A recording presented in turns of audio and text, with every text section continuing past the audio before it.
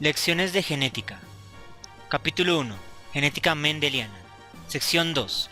La genética premendeliana. Parte 3. A lo largo de los estudios de genética, nos daremos cuenta que la hemofilia es la enfermedad favorita de los genetistas.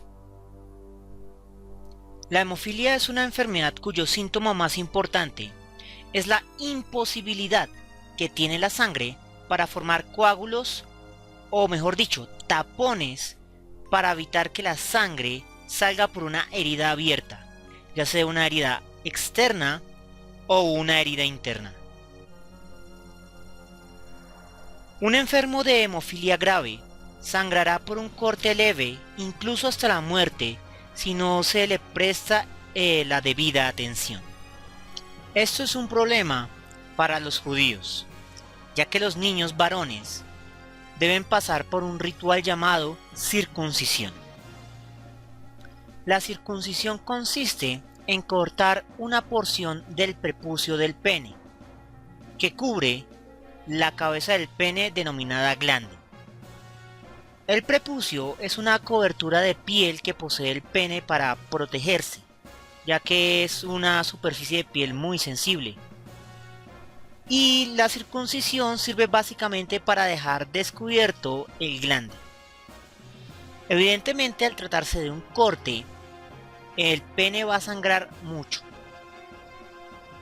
Aunque en la mayoría de los individuos con un sistema de coagulación normal, el pene dejará de sangrar al poco tiempo. Lo anterior nos lleva a una pregunta importante.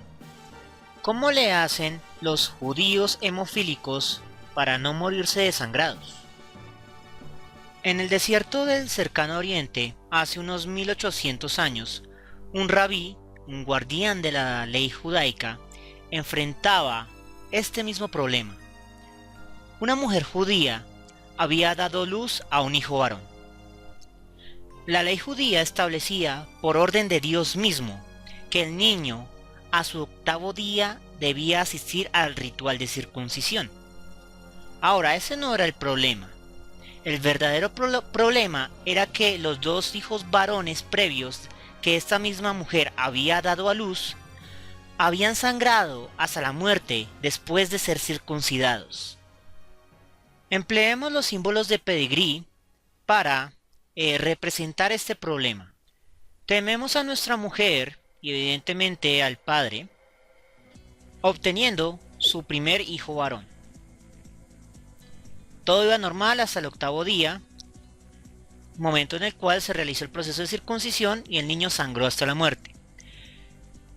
Los muertos los vamos a simbolizar con una raya en diagonal. En cualquier caso, tuvieron un segundo niño. Nuevamente, todo iba bien hasta el 8º día, se realizó el proceso de circuncisión y el niño sangró hasta la muerte. Una terrible tragedia para esta familia. Y era de esperarse que la madre estuviera extremadamente angustiada cuando se presentó ante el guardián de la ley para realizar el proceso de circuncisión en su tercer hijo.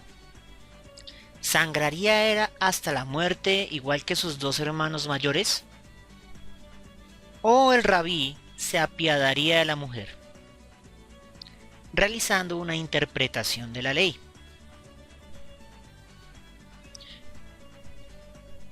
A pesar de que la ley seguía en pie y de que el niño no podría ser considerado parte del pueblo elegido a menos que pasara por el ritual de circuncisión, el rabí tomó una decisión bastante lógica.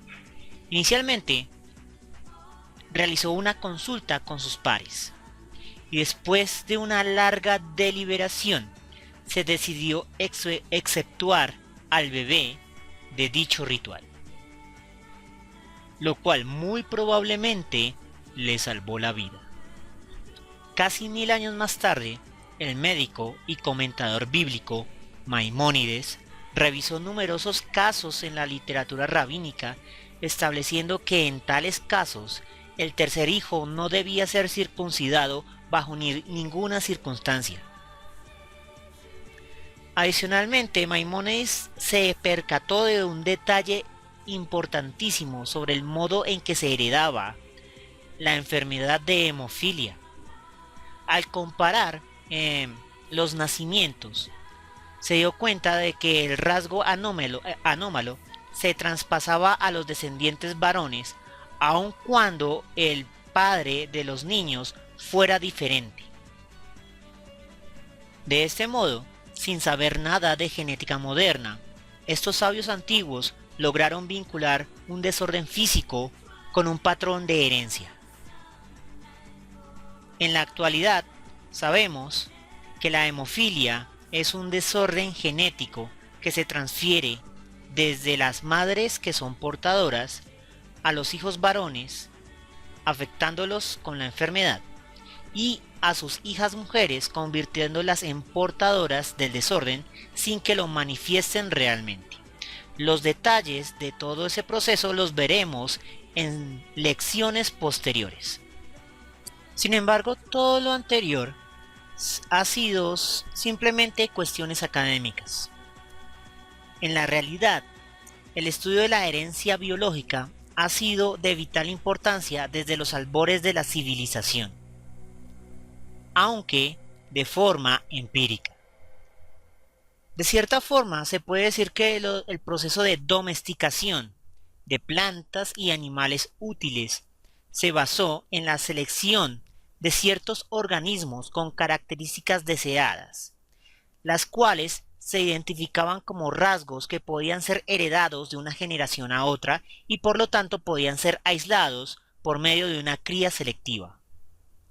De este modo, se pudieron criar animales más dóciles, más obedientes, o en el caso de vegetales, plantas que dieran un grano más blando y en mayor cantidad.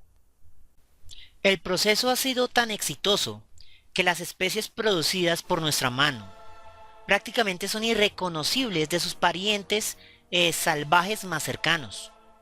Uno de los casos más emblemáticos son los de los pastos que sirven de alimento. Uno de ellos, y ni siquiera el más importante, es el maíz. El maíz es una especie de pasto seleccionado a partir de pastos salvajes, semejantes al actual teocinto. El fruto del teocinto es más pequeño y increíblemente más duro, pero al mismo tiempo es más resistente al ambiente y a las enfermedades como las plagas.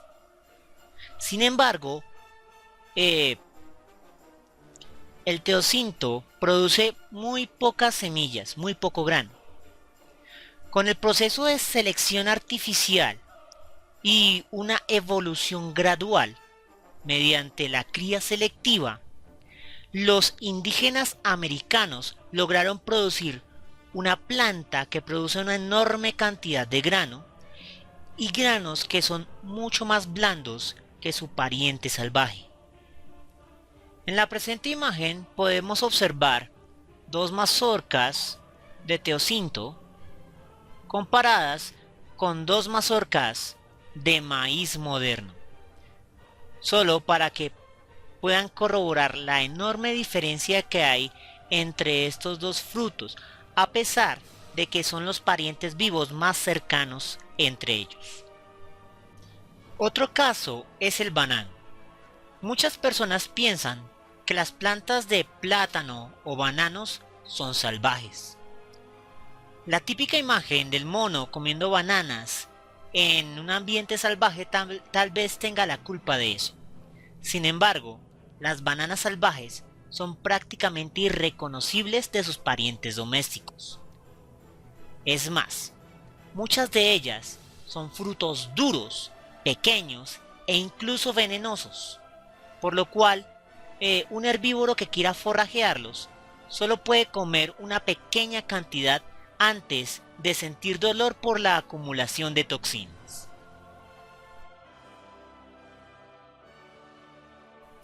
De esta forma vemos que conceptos como herencia, genética y evolución se encuentran íntimamente ligados con los trabajos de los agricultores y ganaderos en los procesos de domesticación. Sin embargo, la presente lección ya se nos está haciendo muy larga. Por lo tanto, dejaremos para una próxima oportunidad la continuación de este interesante tema. Por el momento espero que les haya gustado y nos vemos en una próxima oportunidad.